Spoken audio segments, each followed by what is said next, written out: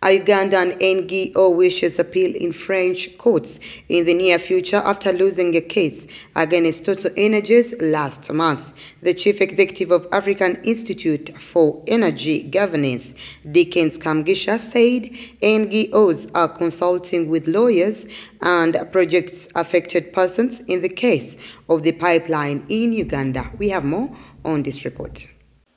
A French court had dismissed a landmark case against TotalEnergies for a massive oil project in Uganda and Tanzania after several NGOs filed a suit to suspend the controversial project. It was the first case of its kind in France, and activists had hoped it would set a legal precedent to halt projects deemed harmful to the environment and human rights. 6 NGOs that filed the suit urged the development of the East African crude oil pipeline failed to adhere to a duty of vigilance, a 2017 law that compels companies to avoid grave harm to human rights, health, safety, and the environment.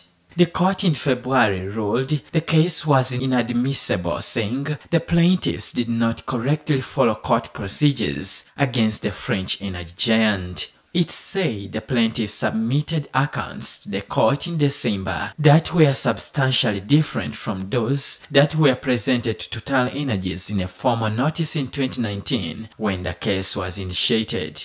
The suit was brought by 2 French and 4 Ugandan NGOs, which accused TotalEnergies of taking land from more than 100,000 people without adequate compensation. They also say the company drilled wells in the biodiversity-rich Murchison Falls National Park on the shores of Lake Albert.